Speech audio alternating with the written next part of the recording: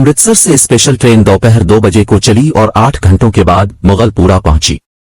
रास्ते में कई आदमी मारे गए, मुतअद्दिद जख्मी हुए और कुछ उधर उधर भटक गए। सुबह 10 बजे कैंप की ठंडी जमीन पर जब सिराज अल-दीन ने आंखें खोली और अपने चारों तरफ मर्दों, औरतों और बच्चों का एक मुतलातिम समंदर देखा तो उसकी सोचने समझने की कुव्वतें और भी ज़ईफ हो गई। वो देर तक गदले आसमान को टिकटिकी बांधे देखता रहा। यूं तो कैंप में हर तरफ शोर बरपा था, लेकिन बूढ़े सिराज अल-दीन के कान जैसे बंद थे। इसे कुछ सुनाई नहीं देता था। कोई इसे देखता तो यह ख्याल करता कि वो किसी गहरी फिक्र में गर्क है, मगर ऐसा नहीं था। इसके होश व हवास शल थे। उसका सारा वजूद खला में मुअल्लक था। गदले आसमान की तरफ बगैर किसी इरादे के देखते देखते सिराज अल-दीन की निगाहें सूरज से टकराईं।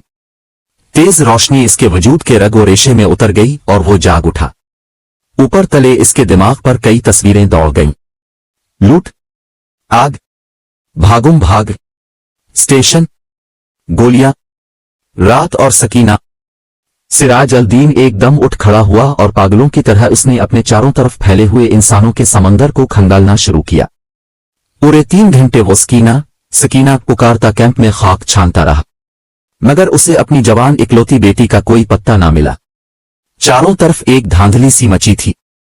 कोई अपना बच्चा ढूंढ रहा था, कोई मां, कोई बीवी और कोई बेटी।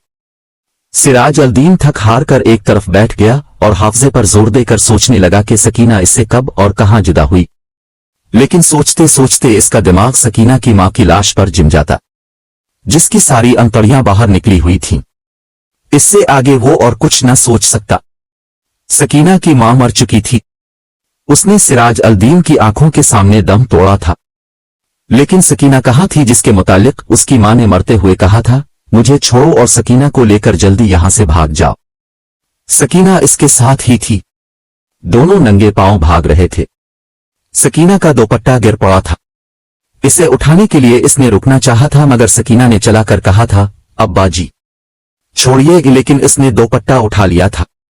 ये सोचते सोचते इसने अपने कोट की उभरी हुई जेब की तरफ देखा और उसमें हाथ डालकर एक कपड़ा निकाला।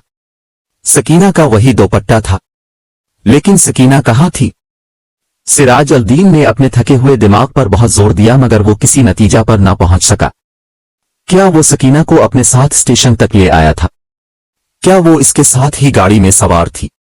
रास्ता में जब गाड़ी रोकी गई थी और बलवाई अंदर घुस आए थे, तो क्या वो बेहोश हो गया था जो वो सकीना को उठाकर ले गए?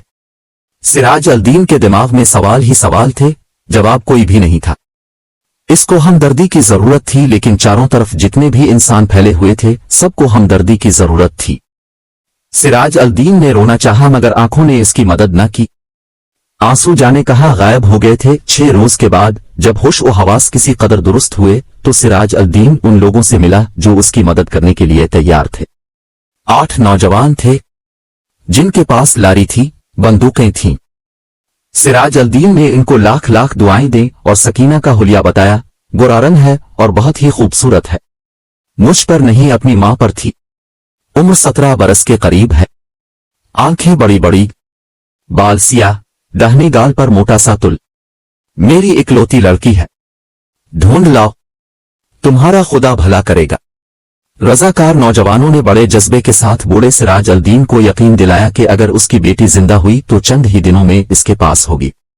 8 नौजवानों ने कोशिश की। जान हथेलियों पर रखकर वो अमृतसर गए। कई औरतों, कई मर्दों और कई बच्चों को निकाल निकाल कर उन्होंने महफूज मकामों पर पहुंचाया। 10 रोज गुजर गए, मगर उन्हें सकीना कहीं न मिली। एक रोज वो इसी खिदमत के लिए लारी पर अमृतसर जा रहे थे कि 6 हटा के पास सड़क पर उन्हें एक लड़की दिखाई दी। लारी की आवाज सुनकर वाबदकी और भागना शुरू कर दिया। रजाकारों ने मोटर रोकी और सब के सब इसके पीछे भागे। एक खेत में उन्होंने लड़की को पकड़ लिया। देखा तो बहुत खूबसूरत थी। दाहिने गाल पर मोटा तुल था। एक लड़के ने इससे कहा, घबराओ नहीं, क्या तुम्हारा नाम सकीना है? लड़की का रंग और भी जर्द हो गया। उसने कोई जवाब ना दिया। लेकिन जब तमाम लड़कों ने इसे दम दिलासा दिया तो उसकी वहशत दूर हुई और उसने मान लिया कि वो सिराज अल-दीन की बेटी सकीना है। 8 रजाकार नौजवानों ने हर तरह सकीना की दिलजुई की। से खाना खिलाया, दूध पिलाया और लारी में बिठा दिया।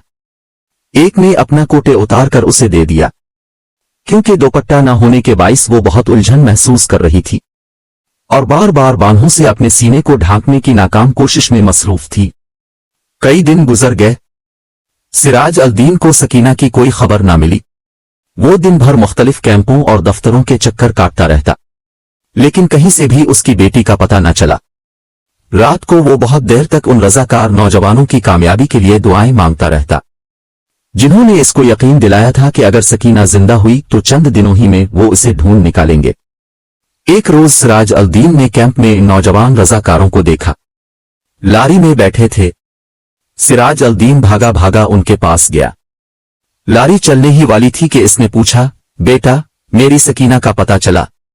सबने एक जबान होकर कहा, चल जाएगा, चल जाएगा, और लारी चला दी। सिराज अल-दीन ने एक बार फिर उन नौजवानों की कामयाबी के लिए दुआ मांगी और इसका जी किसी कदर हल्का हो गया। शाम के करीब कैंप में जहां सिराज अल-दीन बैठा था, उसके पास ही कुछ गड़बड़ सी हुई। 4 आदमी कुछ उठाकर ला रहे थे। उसने दरियाफ्त किया तो मालूम हुआ कि एक लड़की रेलवे लाइन के पास बेहोश पड़ी थी। लोग उसे उठाकर लाए हैं। सिराज अल-दीन उनके पीछे पीछे हो लिया।